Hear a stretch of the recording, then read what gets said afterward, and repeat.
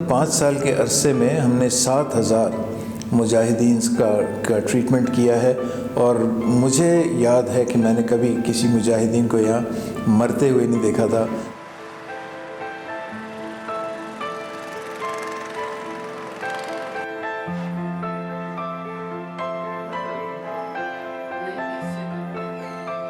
سن 2007 میں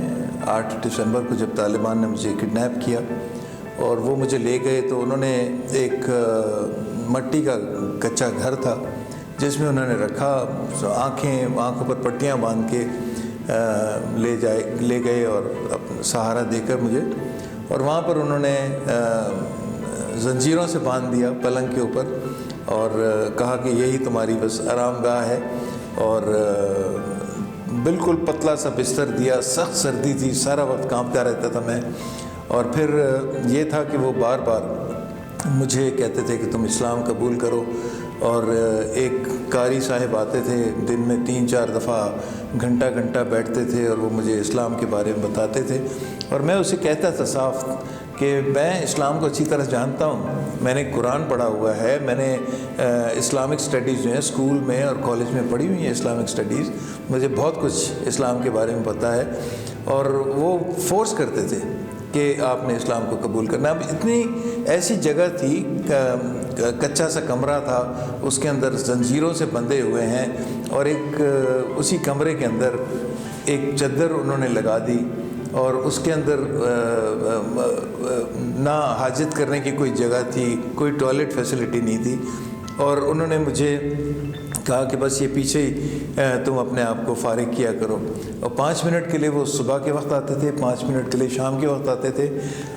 چینز کھول دیتے تھے، ہم پیچھے جا کے حاجت کرتے تھے،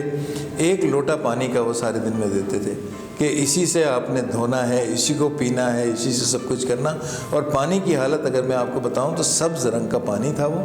اس میں سے کیروسین آئل کی، مٹی کے تیل کی اسمیل آتی تھی، اور یہ زنگ کی، ایسا لگتا ہے جیسے کسی تالاب کے اندر پانی ہے، یا تو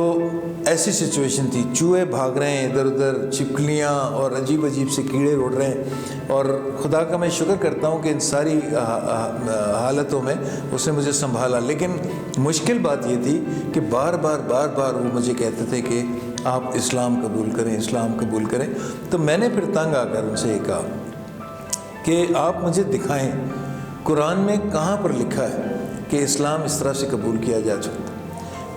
کرواتے ہیں۔ اور میں نے ان سے کہا کہ صاف مجھے آپ دکھائیں، تو میں ٹھیک ہے اگر لکھا ہے تو میں قبول کرنے کے لیے تیار ہوں، لیکن وہ دکھا ہی نہیں سکتے تھے، کیونکہ مجھے پتہ ہے کہیں ایسے نہیں لکھا کہ زور اور جبر سے زبردستی آپ اسلام قبول کروائیں۔ اور میرا سوال ان سے یہ تھا کہ کیا یہ طریقہ ہے؟ میں نے کہا مجھے پتہ ہے کہ آپ اسلام کی دعوت دیتے ہیں کسی کو، لیکن اسلام کی دعوت دینے کے بعد اگر کوئی قبول کرتا ہے ٹھیک، اگر نہیں قبول کرتا تو یہ طریقہ نہیں ہے جو آپ نے اپنایا ہے۔ اور میں خدا کا شکر کرتا ہوں کہ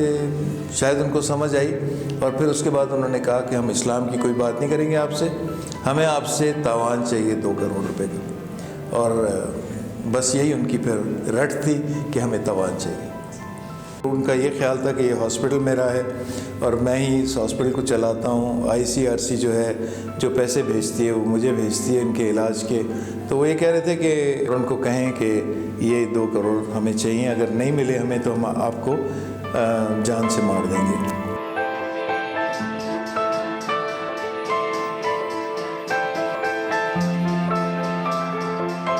55 سال کی عمر پر میرے ساتھ یہ واقعہ ہوا تھا۔ اس کے بعد میں آیا اسی ہاسپٹل میں نے 1 سال اور کام کیا، اور کوئی مجھے پرابلم نہیں تھی۔ پرابلم صرف یہ تھی کہ وہ آتے تھے میرے پاس طالبان، اور وہ آ کے میرے سے ناجائز فائدہ اٹھانے کی کوشش کرتے تھے کہ ہم نے تو آپ کو بغیر تاوان کے آزاد کر دیا، آپ ہمارے لیے یہ کام کریں۔ ریڈ کراس کی سلپ کے بغیر وہ پیشنٹس لے آتے تھے، اور ہمیں پتہ نہیں ہوتا تھا کہ یہ آیا طالبان ہے یا القاعدہ ہے، کون سا پیشنٹ ہے، لیکن یہ ہے خدا کا شکر ہے کہ میں آزاد ہوا۔ اور پھر مجھے ان کے لیڈرز نے کہا کہ ان کے جو مجلس شورا کے ممبر ہیں انہوں نے مجھے کہا کہ آپ انہیں کیا سزا دینا چاہتے ہیں؟ میں نے کہا سزا تو میں نہیں دینا چاہتا، میں یہ چاہتا ہوں کہ وہ محسوس کریں کہ انہوں نے غلطی کی، اور میں انہیں معاف کرتا ہوں.